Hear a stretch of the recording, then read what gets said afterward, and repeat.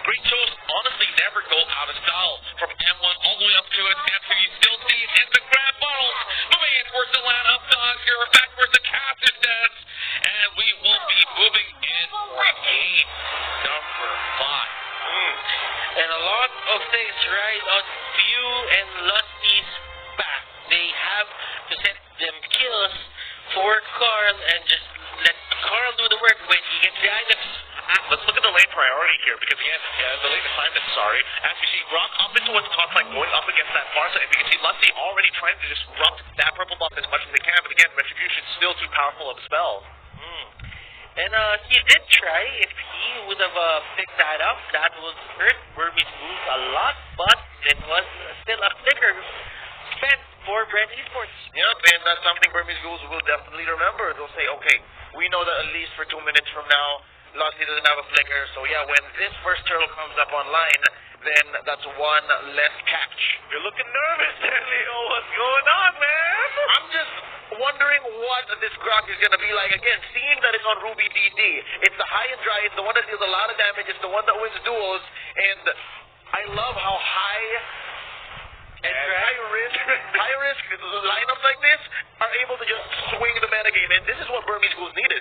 This is the kind of lineup that just makes Bren Esports think like, okay, I haven't seen this much in scrims, it hasn't performed much in the professional scenes, and this is the kind of specific answer you need to be able to get series win. And OD using the battle mirror image against Flat Easy down in the side lane here, the EXP lane, and grabbing him. Hold up, interesting use. Interesting decision to put the quad in the XP lane. Yep, they want the quad to get to level 4 first. I think that's also kind of interesting as well, considering what the matchup is going to be like here. But notice the way that they're rotating, putting a little less priority over the mid lane once you have Lunox starting to get, once Lunox does hit that level 4. So, again, it's going to be a different set of lanes here for the Burmese Ghouls to kind of adapt and try to be efficient with their power level spikes. Bren Esports, they have been beaten by Burmese Ghouls with this Lancelot pick. Flat Easy trying to go for Maybe. Does Maybe have the stinger? Yes, he does. Poisson's here by Flat Easy, not going to be putting a beat on anyone. Nice flicker in. That's going to be 2 knocked up. And he pulls the double. That's first blood. Make it a triple. They trade out Flat Easy and Pew. But is it going to be worth it? Because Easy's still alive. Panamex Easy keeps him alive. And then the triple for the Prodigy. The turtle still stands. It's only V here up in his own lane. Man, I think Burmese Ghouls made the right call in saying, okay, you farm up, man, because this is the hot zone down here. Yeah, that was huge for the side of Bren Esports, and he's going to be using his Glazing Duet to clear the waves really, really fast and maximize EXP. But you gotta give it to Skulls Easy, and as well as Lusty, that 3-man Jeet Kune Do literally enable Skulls Easy to get so far ahead. And Lusty, that's going to be a trade-off. Hold up, Lusty pulling a Leo Murphy himself. That's going to be maybe blasted down. Another for Carl Easy. Thank you so much, Pew, for pinning him down. Why are you taking the pick? It's the player who said thank you. Oh, okay, alright, I got ya. But still, Carl, this is the problem for these kinds of Crocs. I mean, Croc is strong when you're sticking to the wall, but then again, you need to get a bit of levels just to proceed or just to have the progression in terms of being tanky. But if you actually have that high hit dry, then that means you're going to go for a very violent Croc. Then that means probably Bloodlust Axe would do, but you're not as tanky as you think sometimes you are. Oh no, maybe he's taking way too much damage. He gets absolutely pinned down there. Even the smart missile is not going to be enough. BDD is going to be the next to fall under the hands of Lusty. Great setups coming all across the board from Bren Esports. And Carl Dean here just showing us if you shut down this Lancelot pick when we first met, this is a new Lancelot special that I'm bringing to you guys right now. Interesting clash there as now Bren Esports opens up this bottom lane. It's going to be Kid. Oh, knocked out with the Way of the Dragon here by Lusty. And he's going to be able to dash out maybe and D, lacking damage still. I think I know what's going on now with this Ruby DD Grok. He's expecting that it was Bren going to be taking it slow, but so far Bren have been answering back with 2 or 3 people. Oh! I don't do much now. Look at this. How easy. Gets caught in. Oh! D is getting a lot of damage and already the blazing into it with a few Carl Easy and the rest of Bren Esports. So far, 8-2. Less than 2,000 in the lead is Bren, and we're sitting at 5 minutes waiting for another Lord about a minute away. I gotta give it to Maybe there. He stopped Carl Teasy getting the phantom execution over the wall, and that would have been so huge for Bren if Carl Teasy was able to get that double kill there, but he couldn't do it one more time on top of D. He jumps away. He's so great, Carl Teasy, using the brush to try and pick off that Claude, and as you can see, the intensity right now, ladies and gentlemen, on the stage, they're just screaming their lungs off. Boy, it's only going to get more intense from here. Bren hit some good timers here, and now they want to punish Kid. He goes for the brilliance, tries to close the distance, but it ain't going to be enough. Well, they're going to get stopped in that track with the phantom execution that's been going quite long to completely cut them off from that reinforcement. Imperial just as landing a Ruby DD. He's going to say, nope, I'm going to use his power of nature to kind of walk away here to absorb all of this damage. But at the end of the day, the way of the dragon is still back up, and they get bot tier 1. Indeed. Going for that mid lane turret, they will get it, but they had to put 3 people on it just to get it. Like Bren Esports, in terms of turrets, they're equal. Bren Esports is not getting a lot of objectives. It's just that they have more control over the turtles. Yeah, and they have more turtles, and right now, Lusty gonna get blasted out, and I think that's counting ults. That's done on Burmese Ghouls. So yeah, definitely uptime on Bren Esports now. It's on their side, and the third turtle, 100% take rate. Butter, this is what you were talking about, right? Same turret count, but when it comes to turtles, Carl Easy just always online. I guess this is what you get when you're trying to farm up on so many different heroes. But Burmese Ghouls, they do have time on their side. That's one of the things that they have, scaling. That's true. I mean, how long can you do this for? Because eventually it's going to be the end game mechanic that Bren is looking for, and that is wait, hold on. Something's going on towards the top side. Ooh, G actually surviving with literally 1% of light left. It looks like Bren still putting more gasoline on this fire. But when they come to the middle lane, there is a fight happening. Oh, yeah, it's going to be popping up. Even on top, so I guess we'll pick one of them. That's going to be off of Kid. And up top is Carl Teasy. Maybe he wants to go ahead and flicker out, hide into the bush. That's going to be the Thorn Rose. Say, look at Lusty. Carl Teasy a little bit. Oh, Lusty's waiting. Lusty's waiting. Gonna do it again. Oh, underneath. That's going to be the Thorn Rose one more time. Maybe gets it. Imperial Justice pins down Ruby DD, but he's A-okay. Charging up a clothesline from hell to clear out this way. But there's 4 members. Wait, the dragon by Lusty. And that's going to be one taken out alongside the turret. Oh my goodness. Literally one of the more beautiful dives I've ever seen coming out of Bren Esports. Is the perfect juggle of aggro, the turret aggro coming in from Flap Easy, and as well as View. Hats off to them. That was so clean. And you can see here, View just staying there near that orange buff. They're basing it so that they see Ace. And look at this. Oh, the orange buff invade has turned into a full-on fight. Feather airstrike here by Rebo, and now Ace wants to find the fray. Kid getting blasted down. Few gets him, but they trade out. Maybe gets the kill. 1-for-1 currently. Nice ejector to save D, and Ruby DD wants to go clear the wave.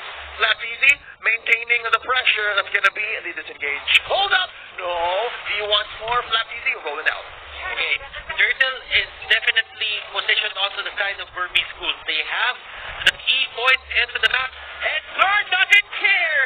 He just goes in. Look at this. Where's the dragon and the feathered airstrike? Oh, that's 2 down. Automatic for the doctor. He's looking for another patient. Wings by wings up. Lusty going to be knocking up Kid. Where is you going, son? It's going to be a chase, and I think he's going to survive. He's just waiting on the Order of Brilliance. They're going to let go. That's the last turtle of the game. Ruby DD still alive. Keeping him up is the Ancient Blessing. So far, so good. Burmese Ghouls good at keeping damage control in check. And now at 9 minutes, how long, Gideon? How long until one of their cores, D and Ace, can just come out and pick them up from here? Look at you here just picking up those 3 armors, and look at this. They're just casually getting it just because a lot of the items here from side are physical damage, and look at this. Ace going in, he gets the kill. Carl will be the first pick up, and Bren Esports, they might bow out of their first fight, but Flap still reasoning. I was going to say that might have been the first plot twist, but Flap surviving. Gideon. Yeah, Flap surviving. Rather interesting. It does show that he has a lot of tankiness built into his kit, which is definitely something notable. However, the Burmese Ghouls, they actually won the fight, which is rather surprising. They managed Carl Teasy and shoving him down for some huge, huge goals. But at the end of the day, it's all about that scaling of Burmese Ghouls. If this is the best that they can muster, they're going to have to make it work. Yeah, at some point, those casual armors are going to be expiring, and now Rivo gets picked up from the back line. Latizi running for his side. He's going to roll out, and that's going to be an ejector on the few, plus Imperial Justice keeping him alive, and now D taking his best here, doing his best to deal damage and back out. So far, so good. Another pickup by Burmese Ghouls. Oh my goodness. Oh! Well, Mount Shot, keeping them in place. Can Ruby DD come in with a wild charge? It is off of cooldown. They go for the conversion. Wow, Burmese Ghouls back in here, closing the gap now, just under 2,000. Bren Esports need to be very careful on those brushes. Bren Esports rather. Burmese Ghouls are masters of that ambush strategies that they're doing. Oh, Latizi rolls into 4, but here comes the backup. The cavalry has arrived. Ace knocked out by few. That's a pickup. That's for free. I think they're just jockeying for position. Lord down bottom. They want to take as much as they can. Ruby down as well down bottom. It's going to be D. Oh, wow, making quick use. You could hold your breath there. Yep, and that's the thing. Their main team fight capability is coming from D. He's making sure that he's literally the strongest person on his team, and even Yishuchi is mainly acting as utility for a large majority. He's got to outplay this. Battlemare image, he gets hit by one. The third hit, G could go. The brilliance comes out. Lutzi is going to get chucked down. The blade is way too early. Lutzi is going to get right on top of it with the help of few. It's going good, but maybe now all by himself. Where is Ace? Ace needs to get here to get his damage down. He gets off the buff easy. He's secured the kill. It's a 2-for-3 trade-off. But at the end of the day, the Burmese Ghouls, no worries. Nothing that Bren can do to convert, because Carl Teasy was the one who went down. But now things are looking great for the side of Burmese Ghouls. Their cloth has items. Yeah, all the more this becomes interesting. Ace here now picks up its endless battle. We're seeing a very, very small gold gap. Barely 1,000, right? As the minute goes by, let's check out the items here. Okay, so that is going to be a Blade of Despair and an endless battle for Ace. D has the Wind of Nature, the Queen's Wing, the Demon Hunter Sword, and the Golden Staff. Wow, I didn't realize how big he was. He only has a score line of 1, 1, and 3. Who would have thought he's already got 9K under his belt? He does have an avarice, and he got a lot of blades on his side.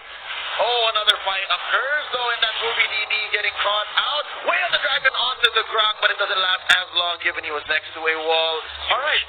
So far, Burmese Ghouls are getting better. And oh, nice ejector on the Few. Few going to be dashing out. And in comes the blazing the way into the back line. Few goes down. Kid gets the kill. And now Slap Easy looking low.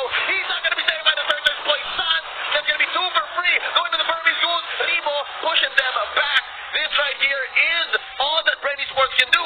Slowly but surely, we're entering the end game. And Burmese Ghouls, once more, we mentioned earlier, they have the late game in the bag. Bren will have the late game on the back.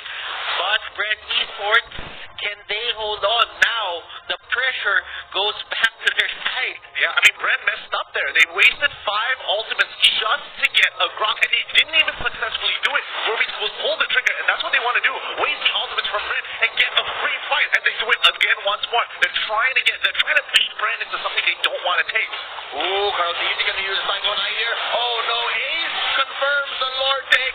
Nice combo here. Oh, the shutdown immediately on the Carl Easy. That's 2 for Burmese Ghouls. That's none for Bren Esports. Do mind you, the Lord has already been taken here. And just like that, Bren Esports came into the fight fresh, but they lost nonetheless. Burmese Ghouls showing us superior positioning and target prioritization.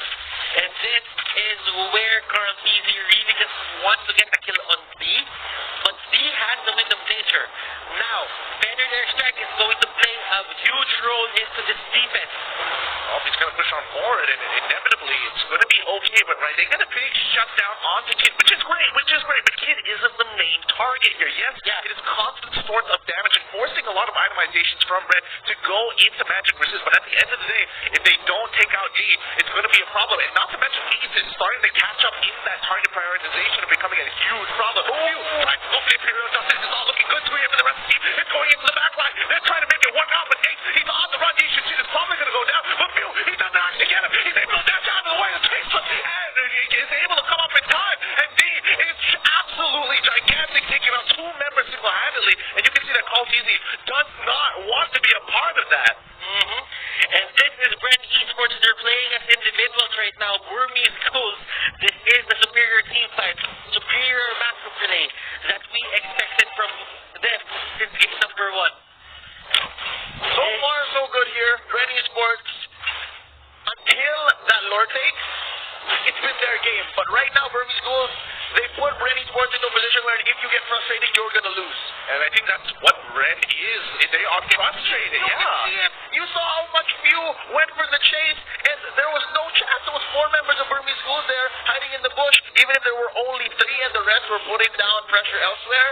Oh, Bren Esports, they usually drop the ball on this one. Currently down 4 turrets, down a Lord, behind about 7,000 gold. I mean, honestly, one bad team fight beside Burmese Ghouls can easily turn Bren back on top and just, really even things out. But the people who need to keep their heads cool right now is Lusty and Cartesi. These are the playmakers, the damage dealer and the playmaker. Rebo, he's been playing a very consistent game so far, but the problem is whenever they initiate the fight, they're out of his range of damage. They don't want him to force the wings by wings to get closer, because that puts him in a huge compromisable position. Yeah, and now Burmese Ghouls, they are controlling the buffs here for the side of Bren Esports, and this is what Bren Esports did for the couple of games that they won here in the series. Burmese Ghouls, slowly but surely, just walking up to their base. They're not forcing anything. They're waiting for Bren Esports to be a bit impatient. Somebody's going to have to make a mistake here. It's either Bren or the Burmese Ghouls. And Bren definitely, after making a couple of those, they realize, all right, we've made too many. We've kind of lost the lead. We've kind of, put too much slack on this leash.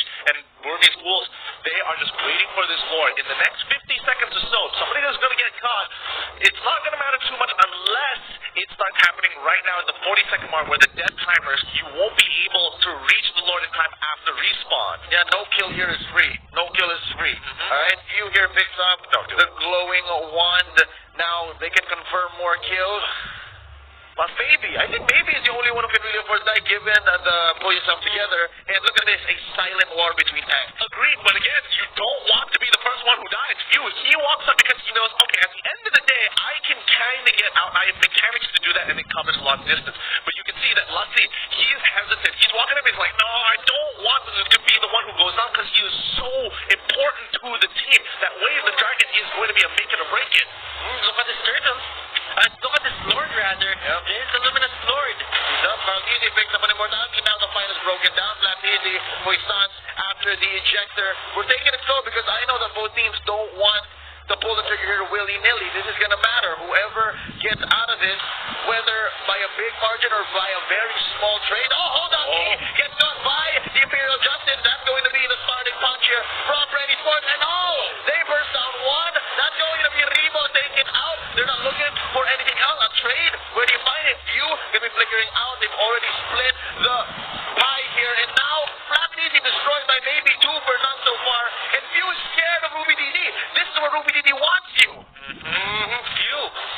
Forced out of his base. He cannot join the defense. Ruby DD doesn't want to take him down here as much as possible. He just wants to not see him recover back to base. Oh, that's going to be the immortality bomb onto Carl. Easy. Oh, not even an execution or the Lord Rose will save you, ladies and gentlemen. Lusty is the last to go, and that's going to be Burmese Ghouls taking game number 4. Oh my goodness, thank God that this is a best of 7 because this really is a great adaptation, and overall the Burmese Ghouls managing to punch back. They need that momentum back. Bren, they need to get that momentum because once you see them run out of gas here, the Burmese Ghouls, they start sniffing out and they will brick wall you until you just kill yourself of frustration.